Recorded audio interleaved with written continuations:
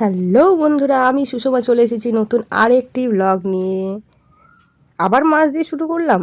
হ্যাঁ, মাছ দিয়েই শুরু করলাম। আসলে আমার তো ওই ঘরের কাজ একটাই, রান্না বান্না করা। আমাকে কখনো দোকানের জন্য রান্না করতে হয়, কখনো ঘরের জন্য রান্না করতে হয়, তাই এর থেকে আর বেশি কিছু আমি দেখাতে পারছি না। আমাদের ঘরে ওই 1 কিলো 1.5 কিলো মাছ আসে না। মাছ খেতে ভালোবাসি সবাই। ওই 250 থেকে 300 গ্রাম বা খুব বেশি হলে 500 গ্রামের মতন মাছ আনি, 3জন মানুষ আমাদের হয়ে যায়। তো এইটা কি মাছ? এটা হচ্ছে আমি তো বাবা সব মাছের নামও জানি না। মাছ খেতে গেলে যে সব মাছের নাম জানতেই হবে এমন কোনো কথা নেই। এটা মনে হয় ছোট চারাপোনা এরকম। তো সেটাই নিয়ে এসেছি। আমার ছেলে মাছ, মাংস, ডিম একদম খেতে পছন্দ করে না।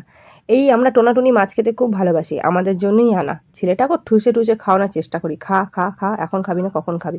আর কোমরে গামছা বেঁধে নেমে পড়েছি রান্না-বান্না করতে। মনে হচ্ছে বিশাল একটা যুদ্ধে নেমেছি। আর সোয়েটার পরেছি কেন জানো? এখনকার ভিডিও এটা নয়।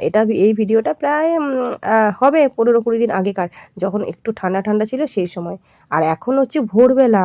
সেই কারণে ভোরবেলাতে না প্রচণ্ড ঠান্ডা লাগে। আর আমার গলার আওয়াজটাও দেখছো না কেমন একটা আছে আর কি, তোমরা বুঝতে পারছো না পারছো। আমার ঠান্ডা ঠান্ডা ভাব লেগেই থাকে সকালের দিকে। তো এটা হচ্ছে কড়াইটা আগের দিন লুচি করেছিলাম সেইটার কড়াই, আর এই কড়াইতে মাছ ভেজে নিচ্ছি। আগেই বলেছি কড়াইয়ের দিকে একদম ধ্যান দিলে হবে না। এই কড়াইটা আমার অনেক লক্ষ্মী কড়াই। যত পোড়া কড়াই হবে তত সুন্দর ভালো রান্না হবে। দেখো বেগুনটাও ভাজা হয়ে গেছে। আজকে চারাপোনার মাছের ঝোলটা করব বেগুন দিয়ে আর চটকানো আলু দিয়ে।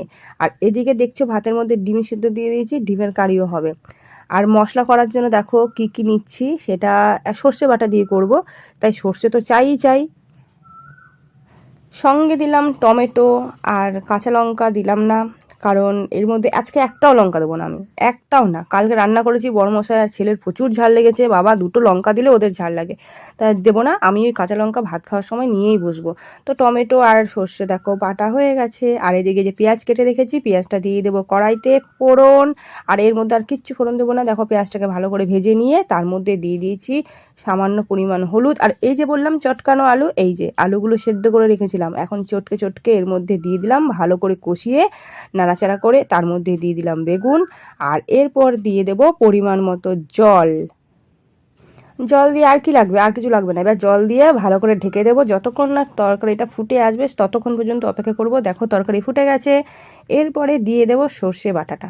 ব্যাস, সর্ষে বাটার তরকারিতে আর কি মশলা লাগে? যারা যারা আমার থেকে ভালো রাঁধুনি তারা তো জানবেই কখন কি মশলা দিতে হয়। আমি বাবা অত কিছু জানি না, রান্নাই শিখেছি বিয়ের পর। বিয়ের আগে আমার বোন রান্না করতো, মা রান্না করতো, আমি বসে বসে খেয়েছি। এখন কি করে জানবো? এই রান্না করেই আমাকে খেতে হবে। যাই হোক, সব মেয়েদের সব ঘর ঘর কি কাহানি একই হবে। আর এই যে ভাজা মাছগুলো দিয়ে দিলাম মাছের ঝোলের মধ্যে। আর ঝোলঝোলই রাখবো, এটা ঠান্ডা হলে জমে যাবে। দেখো রান্না কিন্তু হয়ে গেছে। আর কি দারুণ লাগছে দেখতে, গরম গরম ভাতের সঙ্গে একদম জমে যাবে। হ্যাঁ, আর কি, চলো। আর শুধু আমি খেলে হবে না, বরমশাইকেও খাবার দিতে হবে। তাই ভাতের থালাটা একটু সাজিয়ে নিলাম।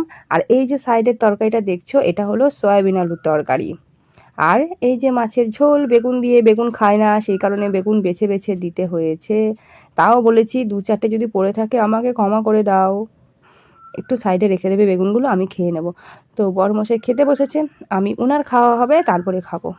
একসঙ্গে খেতে বসি, ওই যেহেতু একটু ভিডিও করছি সেই কারণে আমি পরে বসবো। তো বন্ধুরা, আমার আজকে ছোট্ট ব্লগটি কেমন লাগলো সেটা জানিও। আর ভালো লাগলে লাইক শেয়ার সাবস্ক্রাইব করতে ভুলো না। যারা ফেসবুক থেকে দেখছো তারা অবশ্যই ফলো করে নিও। Tata, bye bye.